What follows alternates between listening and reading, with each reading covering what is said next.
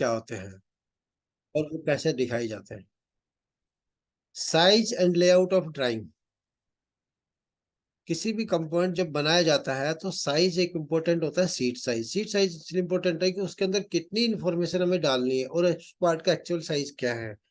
क्योंकि अगर हमारा 2 मीटर का पार्ट है और अगर उसको A4 में अगर लेंगे तो उसकी जो बाकी की डायमेंशन है उसी रेशियो में रिड्यूस होती चली जाएंगी, तो वो डायमेंशन नहीं दिखा सकते वहां पे। तो इसलिए क्या होता है कि पार्ट का जो आपका ओवरऑल साइज है वो कितना है और सीट के अंदर समाएगा नहीं समाएगा वो इम्पोर्टेंट है। अगर नहीं समा रहा तो उसको स्केल रिड्यूस किया जाता है। तो हम ये समझते हैं सीट साइज कितने होते हैं नॉर्मली जो हम जनरली यूज करते हैं। तो इसमें समझने वाली बात है कि जहाँ पे A0 है और A4 है, तो A0 का मतलब आपका बड़ा होता है, ऐसा नहीं छोटा होता है, रिवर्स होता है इसमें। A0 का मतलब बड़ा साइज, A1 उससे छोटा, A2 उससे छोटा, A3 उससे छोटा और A4 और छोटा। इसकी अगर हमें समझना है फॉर्मेशन, तो हम कैसे अंडरस्टैंड कर सकते हैं। अंडरस्टैंड करने के लिए एक सिंपल तरीका है। सिंपल तरीका ये है कि ये हमारी सीट A0 की सीट है, ये वाली, ये A0 है। इस A0 को अगर मैंने आधा काट दिया लंबी वाली साइड से तो A1 बन गया। A1 वाली साइड को लंबी साइड से काटा तो A2 बन गया। A2 को अगर लंबाई से काटा तो A3 बन गया। A3 को लंबाई से अगर काटा तो A4 बन गया। A4 को लंबाई से काटा तो A5, A6, A7 और A8। ऐसे साइज हमारे रिड्यूस होते चले जाते।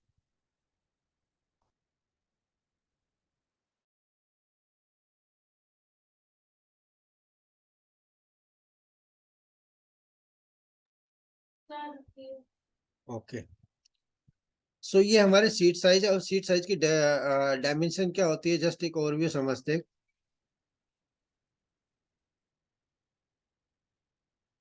ये हमारा सबसे बड़ा साइज है A0। A0 को आधा किया हमने A1 हो गया, A1 का आधा A2, A2 का आधा A3, A3 का आधा A4।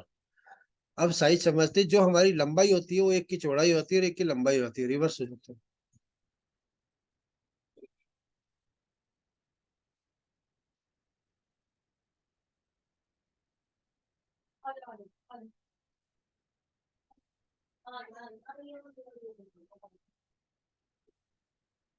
तो हम यहाँ देखेंगे कि जो हमारी A0 की जो सीट की विड्थ है, जो चौड़ाई है, वो A1 के लिए लंबाई बन जाएगा। A1 की जो चौड़ाई है वो A2 के लिए लंबाई बन जाएगा। A2 की जो चौड़ाई है वो A3 के लिए लंबाई हो जाएगा। ऐसे ही हमारा A3 के लिए जो चौड़ाई है वो A4 के लिए लंबाई हो जाएगी। ऐसे ही हमारा लंबाई और चौड़ाई का रेशियो चलता है।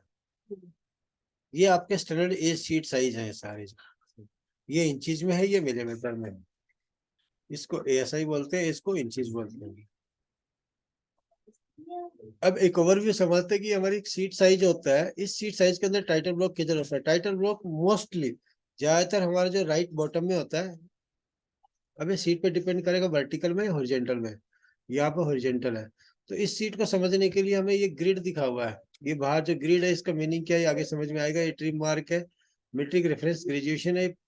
जो सीट है ये फोल्ड कैसे की जाती है उसकी भी एक स्टाइल होती है, बट वो यहाँ बताने की जरूरत नहीं है। जस्ट हम ड्राइंग पढ़ना सीख रहे हैं। अब हम ड्राइंग का लेआउट समझते हैं।